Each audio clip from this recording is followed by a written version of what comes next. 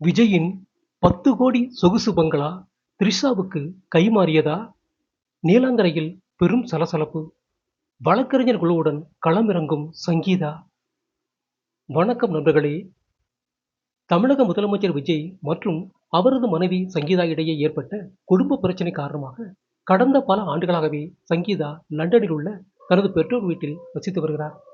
இவர்களது மகள் திவ்யா சாசாவும் லண்டனில் தான் படிச்சுட்டு வர்றார்.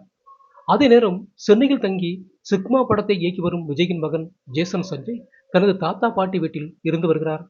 இந்த நேரத்தில் தான் சென்னையில் விஜய் வாங்கிய பல கோடி மதிப்புள்ள ஒரு சொகுசு பங்களாவை தற்போது நடிகை த்ரிஷாவுக்கு கைமாற்றி கொடுத்துட்டதா பரபரப்பான தகவல்கள் வெளியாகியிருக்கு. இது விஜய் குடும்பத்தினர் மத்தியில் பெரும் சலசலப்பை ஏற்படுத்தியுள்ளது. மேலும் த்ரிஷாவை பொறுத்த வரைக்கும் 20 வருஷத்துக்கு மேலாக சினிமாவில் நடித்திட்டு வருகிறார். பல முன்னணி நிறுவனங்களின் விளம்பர ஒப்பந்தங்களிலும் நடிச்சிட்டு வர்றார். அந்த வகையில தற்போது வரைக்கும் அவருக்கு 85 கோடி ரூபாய் வரை சொத்து மதிப்பு இருப்பதா சொல்றாங்க. இது தவிர தமிழ்நாடு மற்றும் கேரளாவில் ஏராளமான அசையா சொத்துக்களையும் அவர் வாங்கி குவித்துள்ளாராம். தற்போதைய நிலவரப்படி ஒரு படத்தில் நடிப்பதற்கு 5 முதல் 10 கோடி ரூபாய் வரை சம்பளம் வாங்குகிறார் த்ரிஷா. அது மட்டுமில்லாம முன்னணி நகைக்கடைகள், அழகு சாதன பொருட்கள், ஆடை பிராண்டுகள்னு பல நிறுவனங்களுக்கு விளம்பர தூதராகவும் செயல்பட்டு வர்றார். இதன் மூலமாக ஒரு வருஷத்துக்கு 9 கோடி ரூபாய் வரை த்ரிஷா சம்பாதிக்கிறதா சொல்லப்படுது. இந்த நிலையில தான் சென்னை பட்டினப்பாக்கத்தில் த்ரிஷாவுக்கு 10 கோடி ரூபாய் மதிப்பில் ஒரு ஆடம்பரமான பங்களாவை விஜய் கட்டி கொடுத்திருப்பதா ஒரு தகவல் தீயா பரவிட்டு வருது. அந்த வீட்டை தானே கட்டியதாக த்ரிஷா சொல்லிக் கொண்டாலும் விஜய் தான் அதை கட்டி கொடுத்திருக்காருன்னு தகவல்கள் வெளியாகி விஜய் குடும்பத்துக்குள்ள பெரிய அளவில் சலசலப்பை ஏற்படுத்தியிருக்கு. இது மட்டுமல்லாம விஜய் தன் மனைவியுடன் சேர்ந்து வாழ்ந்தபோது சங்கீதாவின் பெற்றோர் மூலமாக லண்டனிலும் பல சொத்துக்களை வாங்கியிருந்தார். அதிலும் தற்போது சில சொத்துக்கள் த்ரிஷா பக்கம் கைமாறி இருப்பதா தகவல்கள் சங்கீதாவின் கவனத்துக்கு போயுள்ளதாம். இதன் காரணமாக அவர் கடுமையான கொந்தளிப்பில் இருந்து வருகிறாராம்.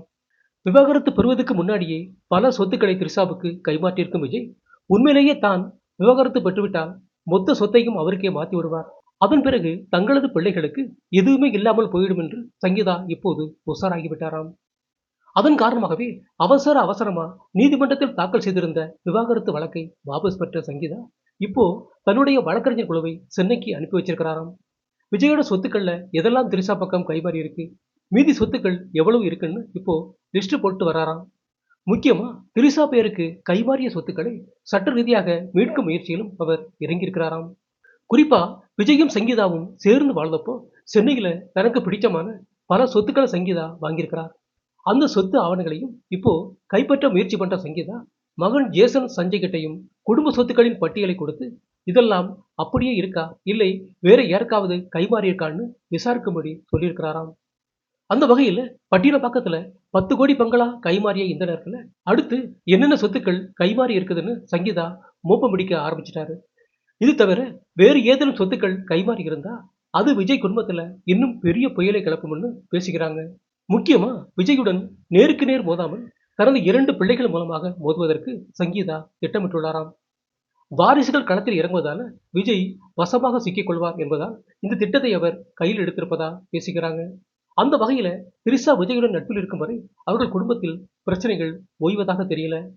விஜய் தனக்கு துரோகம் செஞ்சிட்டதால அவரை அவ்வளவு சீக்கிரம் விடக்கூடாது, த்ரிஷாவுடன் அவரை நிம்மதியாக வாழவிடக்கூடாது என்ற நோக்கத்தில் பிள்ளைகள் மூலமா விஜய்க்கு அடுத்தடுத்து பல குடைச்சல்களை கொடுக்க சங்கீதா தயாராகிட்டாராம். இதனால அரசியல் ரீதியா பல பிரச்சனைகளை எதிர்கொண்டு வரும் முதலமைச்சர் விஜய் அடுத்தபடியா தனது குடும்பத்தில் நடக்கும் இந்த சலசலப்புகளையும் எதிர்கொள்ள வேண்டிய கட்டாயத்துக்கு தள்ளப்பட்டிருக்கிறார். நண்பர்களே, இந்த செய்தி குறித்த உங்களோட கருத்துக்களை கமெண்ட் பாக்ஸில் பதிவிடவும். நன்றி, வணக்கம்.